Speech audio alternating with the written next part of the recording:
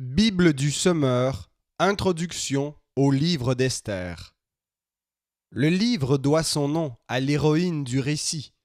L'histoire se passe à Suse, en Perse, sous le règne de Xerxès Ier, de 486 à 465 avant Jésus-Christ.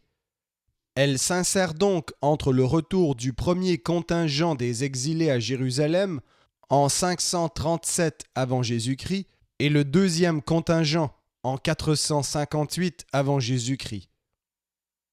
Elle débute la troisième année du règne de Xerxès en l'an 483 par le renvoi de l'impératrice Vasthi au chapitre 1 et le choix d'Esther, une jeune juive qui devient impératrice à sa place vers la fin 479 ou début 478 avant Jésus-Christ.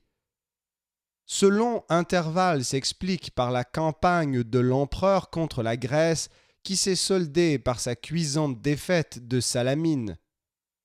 Le but de l'auteur du livre, un juif qui devait habiter en Perse, est de rappeler les circonstances de l'institution de la fête de Pourim et de souligner son importance au chapitre 9, versets 20 à 32. Cette fête célèbre le salut miraculeux des Juifs qui, grâce à Esther, soutenue par son cousin Mardochée, ont échappé au génocide organisé par Aman, premier ministre de l'empereur.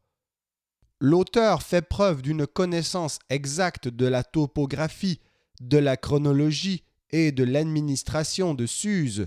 Sa description du personnage sensuel et cruel de Xerxès correspond à ce que l'on en sait par ailleurs. Les textes extra-bibliques ne mentionnent pas Esther, mais une tablette cunéiforme de Borsippa, près de Babylone, parle d'un certain Mardouka, haut fonctionnaire de la cour de Suse, que certains identifient à Mardochée. Esther est le seul livre de toute la Bible dont le nom de Dieu soit totalement absent. Le récit suggère avec force que le cours de la vie d'Esther n'est pas dû au hasard. Qui sait si ce n'est pas en vue de telles circonstances que tu es devenue impératrice, chapitre 4, verset 14. L'histoire est d'ailleurs émaillée d'événements apparemment fortuits et pourtant décisifs, comme par exemple en 6.1, l'insomnie de l'empereur, sa décision de lire le livre des Annales et sa lecture du passage concernant l'intervention salutaire de Mardochée.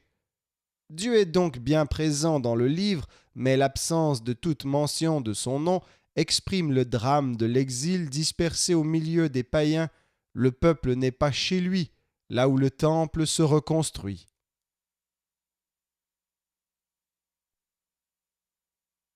Esther, chapitre 1.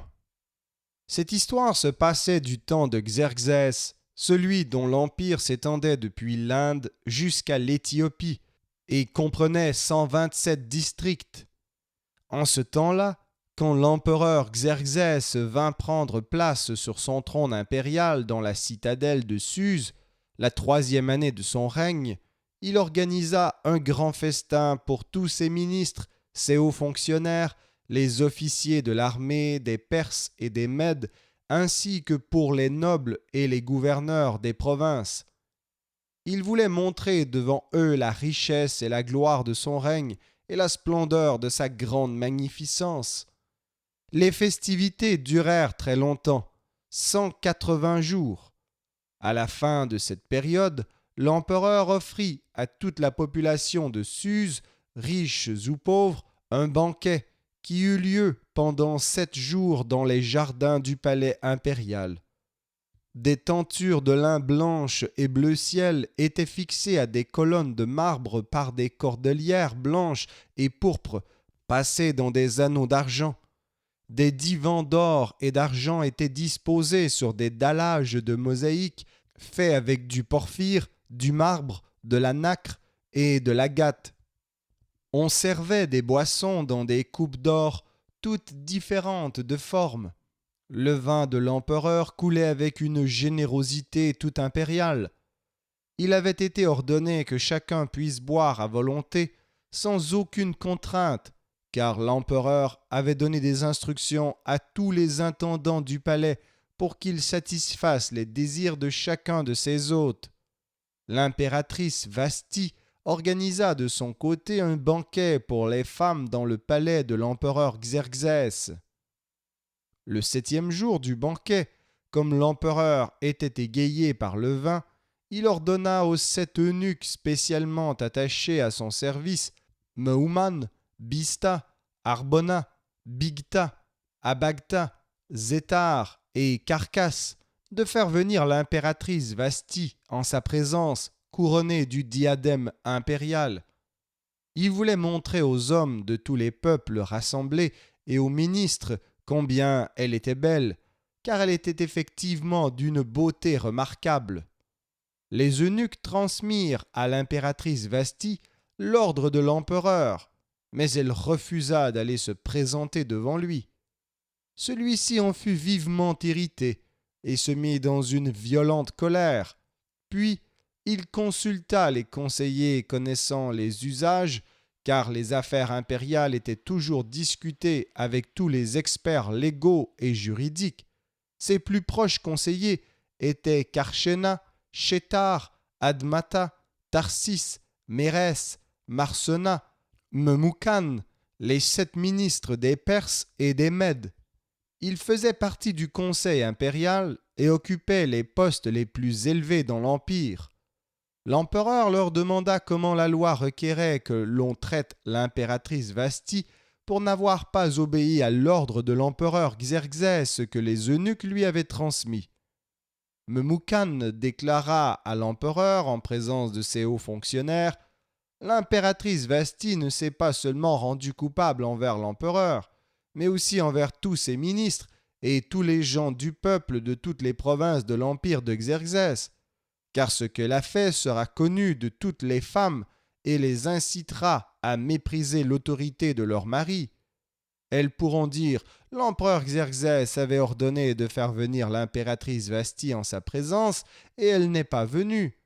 Aujourd'hui même, les femmes des ministres perses et mèdes apprendront comment l'impératrice s'est conduite, et elles se permettront de répliquer sur le même ton à leur mari, ministre de l'empereur, et leur mépris entraînera la colère de leur mari. Si donc tel est le bon plaisir de l'empereur, qu'il fasse promulguer une ordonnance impériale irrévocable, consignée dans la loi de Perse et de Médie, interdisant pour toujours à Vasti de se présenter devant l'empereur Xerxès, et stipulant que l'empereur conférera le titre d'impératrice à l'une de ses semblables plus dignes qu'elle.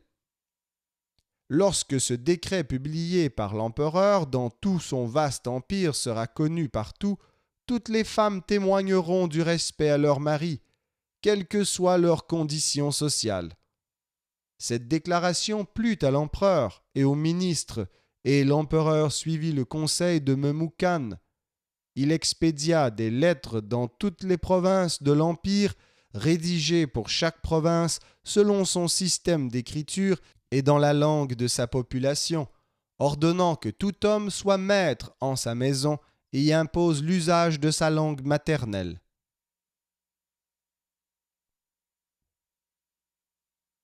Esther, chapitre 2.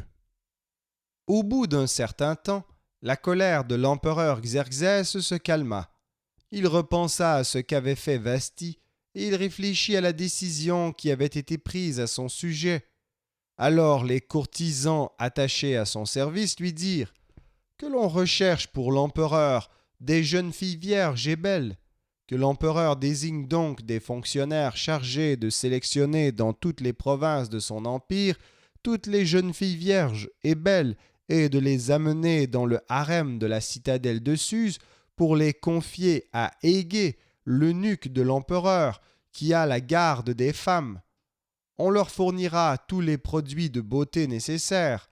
La jeune fille qui aura la préférence de l'empereur succédera comme impératrice à Vasti. » Cette proposition plut à l'empereur qui la fit mettre à exécution. Or, dans la citadelle de Suse vivait un juif nommé Mardochée. Il était fils de Yaïr et descendant de Chiméi et de Kish de la tribu de Benjamin. Sa famille avait été déportée de Jérusalem avec les autres exilés, emmenés par Nabuchodonosor, roi de Babylone, en même temps que Jéconia, roi de Juda. Mardochée avait élevé sa cousine, Hadassa, c'est-à-dire Esther, orpheline de père et de mère. Cette jeune fille était bien faite et d'une grande beauté. À la mort de ses parents, Mardochée l'avait adoptée comme sa fille. Après la proclamation de l'ordonnance de l'empereur et de son décret, de nombreuses jeunes filles furent rassemblées dans la citadelle de Suse sous la surveillance de Hégé. Esther fut aussi emmenée au palais impérial et confiée aux soins de Hégé, le responsable du harem. La jeune fille lui plut et gagna sa faveur. Il se mit en peine de lui fournir tout ce qu'il fallait en produits de beauté et pour son régime. Il mit à sa disposition 7 jeunes servantes sélectionnées parmi le personnel du palais impérial, et il la transféra, elle et ses servantes, dans le meilleur appartement du harem. Esther n'avait révélé ni sa nation ni sa famille d'origine, car Mardochée le lui avait interdit. Chaque jour, il se rendait devant la cour du harem pour prendre des nouvelles d'Esther et savoir comment on la traitait. Les jeunes filles se rendaient chacune à son tour chez l'empereur Xerxès, au terme du traitement de beauté prescrit pour 12 mois par le protocole des femmes. Pour ce traitement, on utilisait pendant 6 mois de l'huile de myrrhe et pendant 6 autres mois des baumes aromatiques et divers produits de beauté employés par les femmes. Puis lorsque venait le tour d'une jeune fille de se rendre chez l'empereur, on lui donnait tout ce qu'elle demandait pour emporter du harem au palais impérial. Elle s'y rendait le soir et le lendemain matin, elle était conduite dans un second harem et confiée à la responsabilité de Shashgaz, l'eunuque de l'empereur chargé de la garde des épouses de second rang. Elle ne retournait plus chez l'empereur à moins que celui-ci en fasse le désir et la fasse appeler par son nom. Quand vint son tour d'aller chez l'empereur, Esther, fille d'Abicaïl, oncle de Mardochée, qui l'avait adoptée comme sa fille, elle ne demanda rien d'autre que ce qu'avait indiqué Hégé, l'eunuque de l'empereur, gardien des femmes. Elle gagnait la faveur de tous ceux qui la voyaient. C'est le 10e mois, c'est-à-dire au mois de Tébet, de la 7e année du règne, que l'on vint prendre Esther pour l'emmener chez l'empereur au palais impérial. L'empereur aima Esther plus que toutes les autres femmes, et elle gagna sa faveur et sa bienveillance mieux que toutes les autres jeunes filles. Alors il mit sur sa tête la couronne impériale et la fit proclamer impératrice à la place de Vasti. En son honneur, il organisa un grand banquet pour tous ses ministres et ses hauts fonctionnaires. Ce fut le banquet d'Esther. Il accorda aux provinces des allègements d'impôts et distribua des cadeaux avec une générosité impériale. Lorsqu'avait eu lieu le second ramassage de jeunes filles, Mardochée avait un poste au palais impérial. Esther avait tenu secrète son origine familiale et sa nationalité, comme le lui avait ordonné Mardochée. Elle continuait à se conformer à ses instructions comme au temps où elle était encore sous sa tutelle. À cette époque, alors que Mardochée exerçait donc des fonctions au palais impérial, 2 eunuques de l'empereur, Bigtan et Teresh, qui faisaient partie de la garde postée à l'entrée du palais, furent exaspérés par l'empereur Xerxès et cherchèrent à l'assassiner. Mardochée en eut connaissance, et il en avertit l'impératrice Esther, qui mit l'empereur au courant de la part de Mardochée. Après enquête, l'information s'avéra exacte. Les 2 coupables furent pendus à une potence et l'affaire fut consignée dans le livre des annales en présence de l'empereur.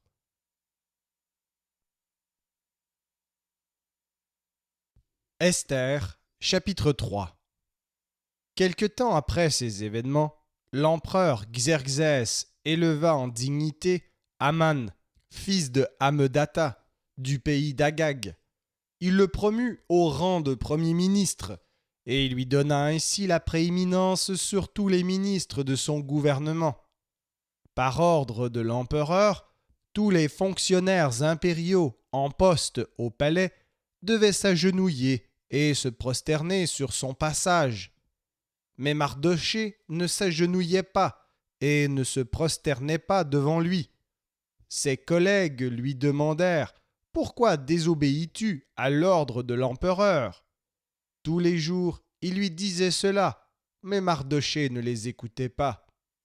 Finalement, ils signalèrent la chose à Haman pour voir si Mardochée s'en tiendrait à ses paroles, car il leur avait dit qu'il était juif. Quand Haman eut constaté que Mardochée ne s'agenouillait pas et ne se prosternait pas devant lui, il devint furieux. On lui avait appris à quel peuple Mardochée appartenait, et il jugea trop insuffisant de porter la main sur Mardochée seulement. Il résolut donc d'exterminer tous les Juifs compatriotes de Mardochée qui se trouvaient dans tout l'empire de Xerxès. Le premier mois, c'est-à-dire le mois de Nissan, de la 12e année du règne de Xerxès, Haman fit tirer au sort ce qui se dit pour, en passant en revue un jour après l'autre et un mois après l'autre. Le sort tomba sur le 12e mois, qui est le mois d'Adar. Puis Haman alla dire à l'empereur Xerxès, « Il y a répandu parmi les peuples dans toutes les provinces de ton empire un peuple qui est inassimilable. Leurs lois sont différentes de celles de tous les autres peuples, et ils n'obéissent pas aux lois impériales. L'empereur n'a aucun intérêt à les laisser en paix. Si l'empereur le veut bien, que l'on rédige un édit ordonnant leur extermination, et je pèserai 10 000 pièces d'argent que je remettrai aux fonctionnaires impériaux pour qu'ils les versent dans les caisses de l'empereur. » Alors l'empereur ôta son anneau du doigt et le remit à Haman, fils de Hammedatha, d'Agag, l'ennemi des Juifs. Puis l'empereur dit à Haman, « Je te laisse l'argent et je te livre ce peuple. Fais-en ce que tu voudras. » Le 13e jour du premier mois, on convoqua les secrétaires impériaux, et sur ordre de Haman, ils écrivirent aux satrapes de l'empereur, aux gouverneurs de chaque province et aux ministres de chaque peuple.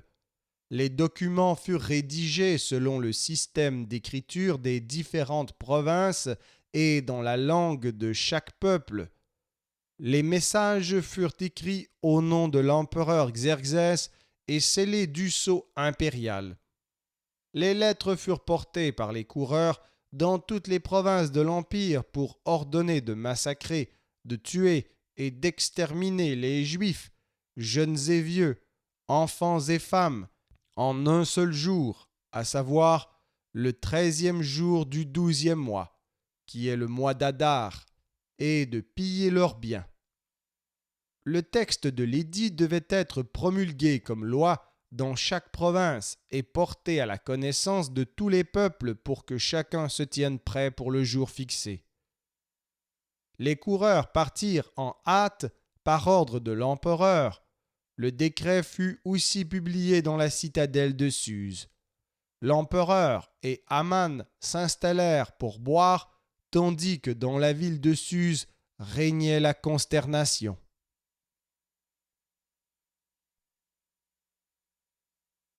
Esther, chapitre 4. Lorsque Mardochée apprit tout ce qui s'était passé, il déchira ses vêtements, se couvrit d'un habit de toile de sac et répandit de la cendre sur lui. C'est ainsi qu'il parcourut la ville en poussant de grands cris de douleur. Puis il alla jusque devant la porte du palais impérial, par laquelle personne n'avait le droit d'entrer revêtu d'un habit de toile de sac. Dans chaque province, à mesure qu'y parvenait l'ordre et le décret de l'empereur, c'était comme un deuil qui frappait les Juifs. Ils se mettaient à jeûner, à pleurer et à pousser des cris. Beaucoup se couchaient sur des toiles de sac et de la cendre. Les servantes d'Esther et ses eunuques vinrent la mettre au courant, et l'impératrice en fut toute bouleversée. Elle envoya des vêtements à Mardochée pour qu'il s'habille correctement et enlève l'habit de toile de sac qu'il portait. Mais il les refusa. Alors Esther appela Hathach, l'un des eunuques que l'empereur avait mis à son service, et le chargea de s'enquérir auprès de Mardochée de ce qui se passait et qui le poussait à agir ainsi. Hathach alla trouver Mardochée qui se tenait toujours sur la place publique devant la porte du palais impérial.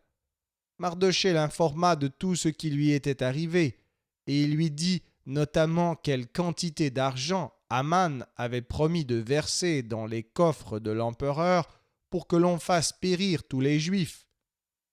Il lui remit aussi une copie du texte de l'édit d'extermination qui avait été publié dans Suse pour qu'il la montre à Esther, l'informe de la situation et lui communique l'ordre de se rendre chez l'empereur afin d'implorer sa pitié et de le supplier en faveur de son peuple. Hathach revint et rapporta à Esther les paroles de Mardochée. Celle-ci ordonna à Hathach de rapporter sa réponse à Mardochée. Tous les serviteurs de l'empereur, ainsi que les habitants de toutes les provinces de l'Empire, savent bien qu'il y a une loi, qui est la même pour tous, en vertu de laquelle tout homme ou toute femme qui pénétrerait dans la cour intérieure du palais pour se rendre auprès de l'empereur, sans avoir été convoqué par lui, sera mis à mort, sauf si l'empereur lui tend son sceptre d'or. Alors seulement sa vie lui sera épargnée. Quant à moi, voilà 30 jours que je n'ai plus été invité à me rendre chez l'empereur. Lorsqu'on eut rapporté à Mardochée les paroles d'Esther, il lui fit répondre « Ne t'imagine pas qu'étant dans le palais impérial, tu seras épargné à la différence de tous les autres Juifs. Bien au contraire, car si tu persistes à garder le silence dans les circonstances présentes, le salut et la délivrance viendront d'ailleurs pour les Juifs, alors que toi et ta famille, vous périrez. D'ailleurs, qui sait si ce n'est pas en vue de telles circonstances que tu es devenue impératrice ?»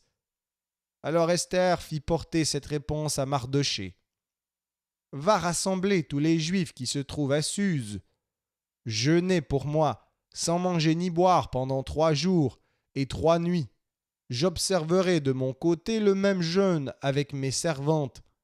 Ensuite, je me rendrai chez l'empereur, malgré la loi. Si je dois mourir, je mourrai. » Mardochée partit et fit ce qu'Esther lui avait commandé.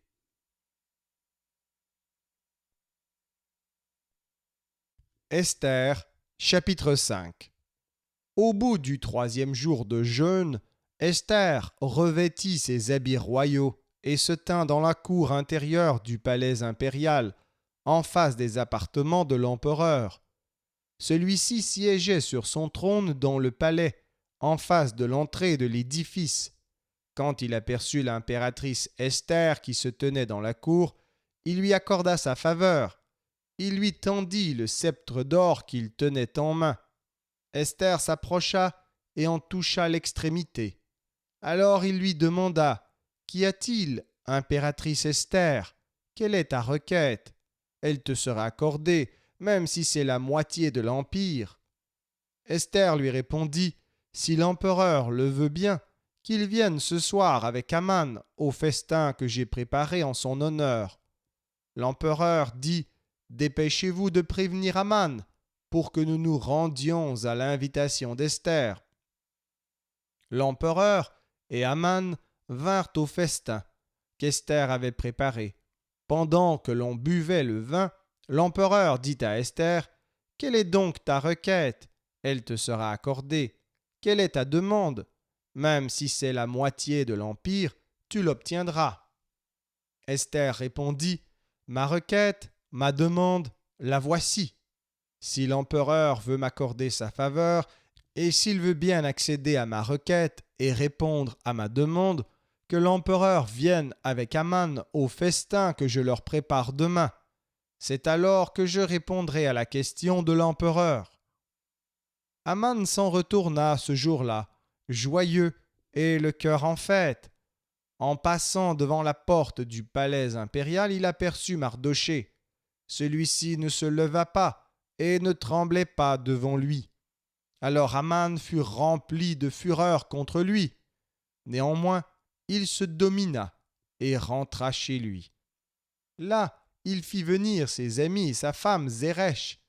Il leur décrivit longuement ses richesses prestigieuses, leur parla de ses nombreux fils et de tous les honneurs dont l'empereur l'avait comblé en l'élevant à un rang supérieur aux ministres et à tous les hauts fonctionnaires impériaux. Et même, ajouta-t-il, l'impératrice Esther n'a invité personne d'autre que moi avec l'empereur au festin qu'elle a préparé. Et demain, c'est encore moi qui suis invité avec l'empereur. Mais tout cela ne compte pour rien à mes yeux, aussi longtemps que je verrai ce juif Mardochée assis à la porte du palais impérial. Sa femme Zeresh et tous ses amis lui dirent: il n'y a qu'à faire dresser une potence haute de 25 mètres, et demain matin, tu parleras à l'empereur pour qu'on y pende Mardochée.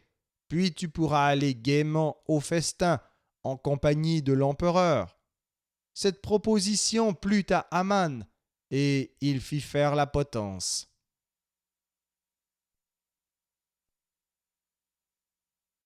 Esther, chapitre 6. Cette nuit-là, comme l'empereur n'arrivait pas à trouver le sommeil, il se fit apporter le livre des annales relatant les événements passés, et on lui en fit la lecture devant lui. On tomba sur le passage racontant comment Mardochée avait prévenu que Bigtan et Téresh, deux eunuques de l'empereur qui faisaient partie de la garde postée à l'entrée du palais, complotaient de porter la main sur l'empereur Xerxès. L'empereur demanda: « De quelle manière a-t-on honoré Mardochée et quelle distinction lui a-t-on accordée pour cela ?» Les serviteurs qui étaient en fonction auprès de lui répondirent: « On n'a rien fait pour lui. » L'empereur demanda alors: « Qui est dans la cour ?» C'était justement Aman qui entrait dans la cour extérieure du palais impérial pour demander à l'empereur que l'on pende Mardochée à la potence qu'il avait fait préparer pour lui. Les serviteurs dirent à l'empereur: « C'est Aman qui se tient dans la cour. » « Qu'il entre, » ordonna l'empereur. Aman entra, et l'empereur lui demanda: « Que faut-il faire pour un homme que l'empereur désire honorer ?» En son fort intérieur, Aman se dit: « Quel homme l'empereur peut-il désirer honorer, sinon moi ?» Il répondit donc à l'empereur: « Pour un homme que l'empereur désire honorer, que l'on apporte un manteau de l'empereur que l'empereur a déjà porté, que l'on amène un des chevaux que l'empereur a monté, et que l'on pose sur la tête du cheval un diadème impérial, que l'on confie le manteau ainsi que le cheval à l'un des ministres de l'empereur, l'un des hauts dignitaires, et qu'on revête du manteau l'homme que l'empereur désire honorer, puis qu'on le fasse monter sur le cheval et qu'on le conduise ainsi sur la place de la ville en proclamant devant lui: « Voilà ce que l'empereur fait pour l'homme qu'il désire honorer. » Alors l'empereur dit à Aman: « Dépêche-toi d'aller chercher le manteau et le cheval, comme tu l'as dit, et fais tout cela pour le juif Mardochée, qui exerce des fonctions au palais. N'omets rien de tout ce que tu as proposé. » Aman alla chercher le manteau et le cheval. Il revêtit Mardochée du manteau, puis il le fit monter sur le cheval et le conduisit ainsi sur la grande place de la ville en proclamant devant lui: « Voilà ce que l'empereur fait pour l'homme qu'il désire honorer. » Ensuite, tandis que Mardochée retournait à ses fonctions au palais impérial, Aman rentra précipitamment chez lui comme en deuil et en se couvrant le visage. Il raconta à Zeresh, sa femme, et à tous ses amis ce qui venait de lui arriver. Ses conseillers et sa femme lui dirent: si ce Mardochée devant qui tu as commencé à être humilié est juif, tu ne pourras rien contre lui. Tu peux être certain que tu continueras à déchoir devant lui. » Ils étaient encore en train de s'entretenir avec lui quand survinrent les envoyés de l'empereur venus faire presser Aman de se rendre au festin préparé par Esther.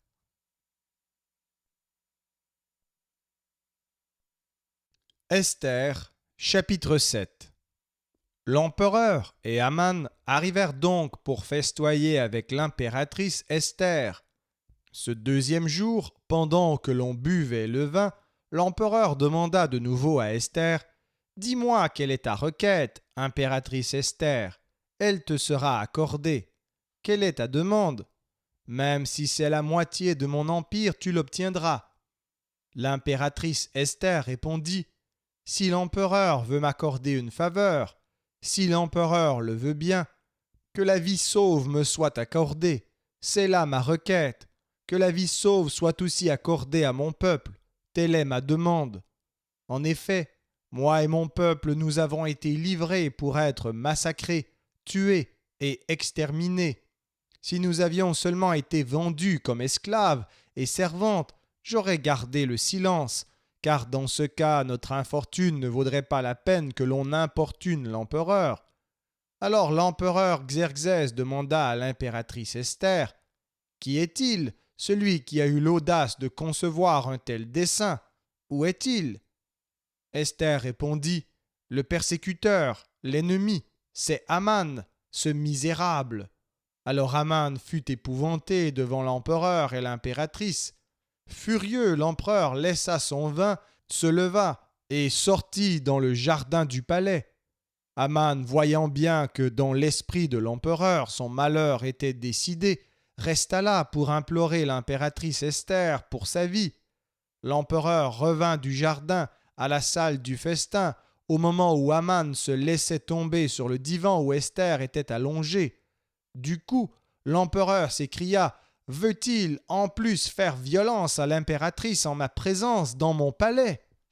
À peine l'empereur eut-il prononcé ces mots que l'on recouvrit la tête de Aman. Harbona, l'un des eunuques, dit alors devant l'empereur : « Il y a justement cette potence que Aman a fait faire pour Mardochée, qui a parlé pour le bien de l'empereur. Elle se trouve dans la cour de Aman et elle a 25 mètres de haut. » L'empereur ordonna qu'on l'y pende. On pendit donc Aman à la potence qu'il avait préparée pour Mardochée. Alors la colère de l'empereur s'apaisa.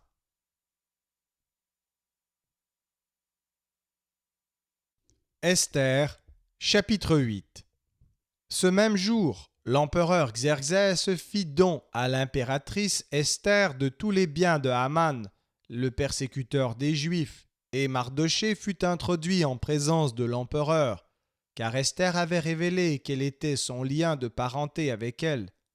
Alors l'empereur retira de son doigt l'anneau qu'il avait repris à Haman et il le donna à Mardochée. Esther le chargea de gérer les biens de Haman, puis Esther parla de nouveau à l'empereur. Elle se jeta à ses pieds et le supplia en pleurant de réduire à néant le mal organisé par Haman d'Agag et les projets qu'il avait formés contre les Juifs. L'empereur tendit le sceptre d'or à Esther. Alors elle se releva et se tint debout devant lui. « Si l'empereur le veut bien, dit-elle, et si vraiment j'ai obtenu sa faveur, si ma demande lui paraît convenable, et s'il trouve plaisir en moi, qu'il veuille bien révoquer par écrit les lettres conçues par Haman, fils d'Amedata, l'Agagite, et qu'il avait rédigées dans le but de faire périr les Juifs qui vivent dans toutes les provinces de l'Empire. En effet, comment pourrais-je supporter de voir le malheur s'abattre sur mon peuple ? Oui, comment pourrais-je supporter la vue de la disparition de ma race ? » L'empereur Xerxès répondit à l'impératrice Esther et au juif Mardochée : « En ce qui me concerne, j'ai déjà donné à Esther les biens de Haman, et lui, je l'ai fait pendre à la potence parce qu'il voulait porter la main sur les Juifs. Vous, maintenant, rédigez des lettres concernant les Juifs, comme vous le jugerez bon. Écrivez-les au nom de l'empereur et cachetez-les avec le sceau impérial. En effet, un document rédigé au nom de l'empereur et cacheté avec son sceau est irrévocable. On convoqua les secrétaires impériaux sur-le-champ, le 23e jour du 3e mois, c'est-à-dire au mois de Sivan. On écrivit aux Juifs, aux satrapes, aux gouverneurs et aux ministres des 127 provinces qui s'étendaient de l'Inde à l'Éthiopie, tout ce qu'ordonna Mardochée. On rédigea les lettres avec l'écriture de chaque province et selon la langue de chaque peuple. De même, on écrivit aux Juifs avec leur écriture et dans leur langue. Les lettres furent écrites au nom de l'empereur Xerxès et cachetées avec son sceau, et on les expédia par des courriers montés sur des pur sang sélectionnés de l'administration impériale. Par cet édit, l'empereur autorisait les Juifs de chaque ville à se regrouper pour défendre leur vie, à massacrer, tuer et exterminer toute bande armée d'un peuple ou d'une province qui les attaquerait, y compris leurs enfants et leurs femmes, et à piller les biens de ces gens. Cette autorisation était valable pour un jour, le 13e jour du 12e mois, qui est le mois d'Adar, dans toutes les provinces de l'empereur Xerxès.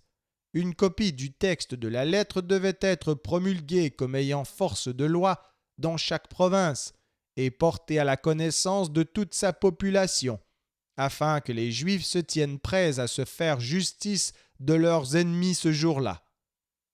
Les courriers montés sur les pur sang de l'administration impériale partirent à bride abattue par ordre de l'empereur, tandis que l'édit était immédiatement publié dans la citadelle de Suse. Mardochée sortit de chez l'empereur revêtu d'un habit impérial violet et blanc, et portant une grande couronne d'or et un manteau de byssus et de pourpre. Toute la ville de Suse retentissait de cris de joie et se réjouissait. Pour les Juifs, ce fut un jour lumineux, un jour de bonheur, de joie et de gloire. En chaque province, en chaque ville et en tout lieu où parvenait l'ordonnance et l'édit de l'empereur, ce fut pour les Juifs le bonheur et la joie, ainsi qu'une occasion de festin et de fête. Un grand nombre de gens du pays se firent juifs, tant les Juifs leur inspiraient de crainte.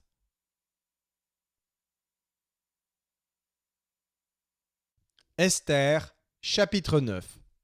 Le 13e jour du 12e mois, c'est-à-dire le mois d'Adar, arriva. C'était le jour où le décret impérial devait être appliqué.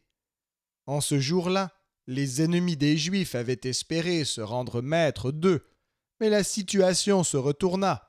Ce furent les Juifs qui se rendirent maîtres de leurs ennemis.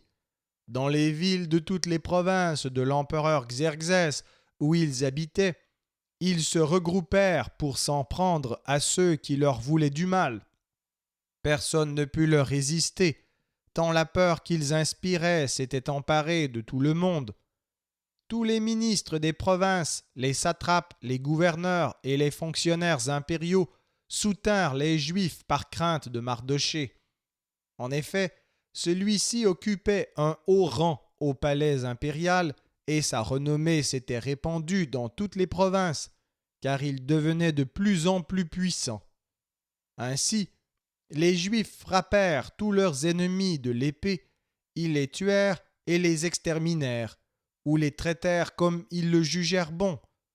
Dans la seule citadelle de Suse, les Juifs tuèrent et firent périr 500 hommes, ainsi que Parshandata, Dalphon et Aspata, Porata, Adalia et Aridata, Parmashta, Arisaï, Aridaï et Vaïezata, les 10 fils de Haman, fils de Hammedata, le persécuteur des Juifs.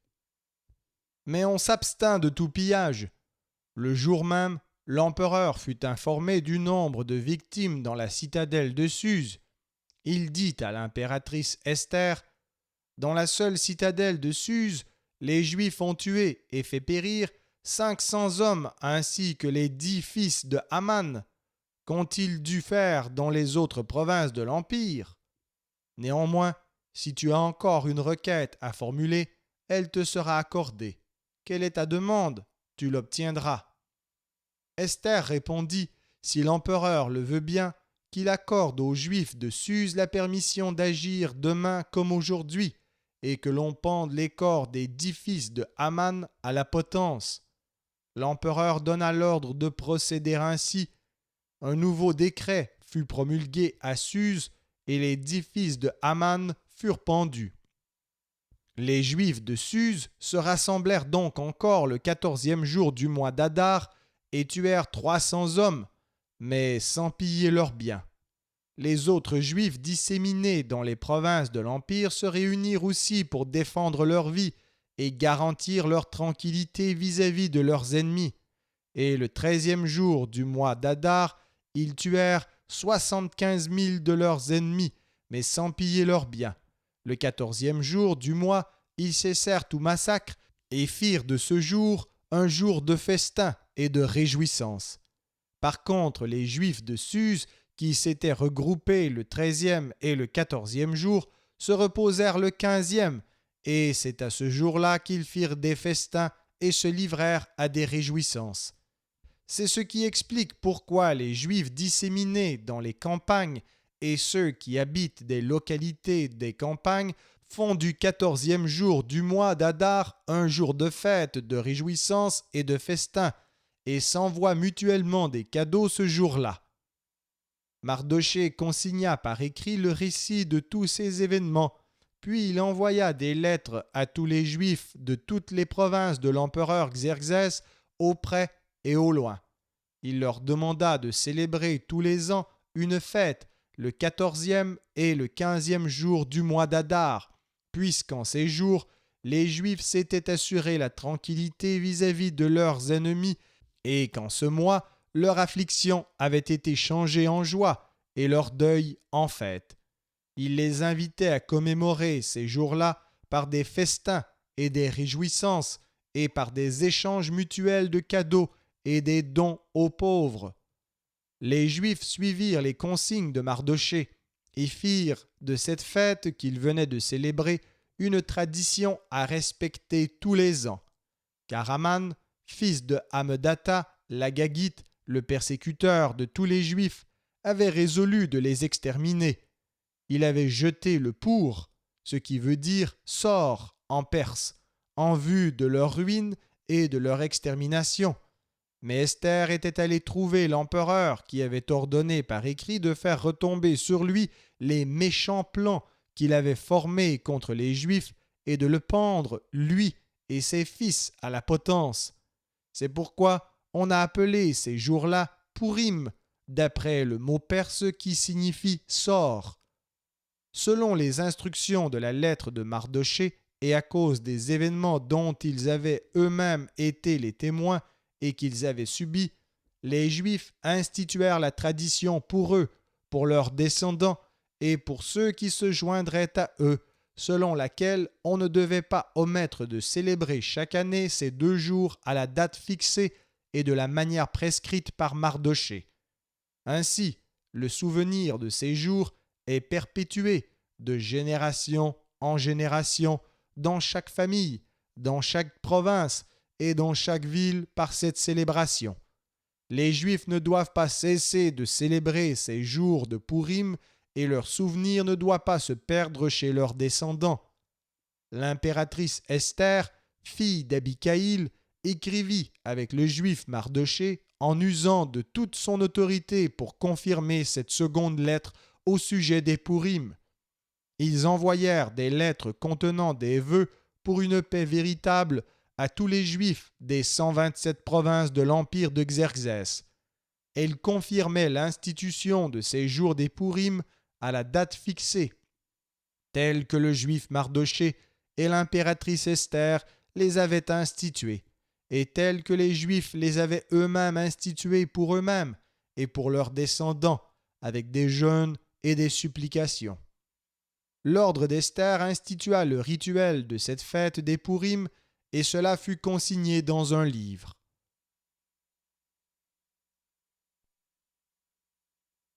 Esther, chapitre 10. Par la suite, l'empereur Xerxès imposa un tribut à tout son empire ainsi qu'aux territoires côtiers. Tous ces actes démontrant sa puissance et sa vaillance, ainsi que la manière dont il éleva Mardochée à un rang important, sont consignés dans le livre des annales des empereurs des Mèdes et des Perses. Le juif Mardochée occupa en effet le second rang après l'empereur Xerxès. Il fut très considéré par les Juifs et aimé par tous ses compatriotes parce qu'il travaillait au bien de son peuple et œuvrait pour la paix de toute sa race.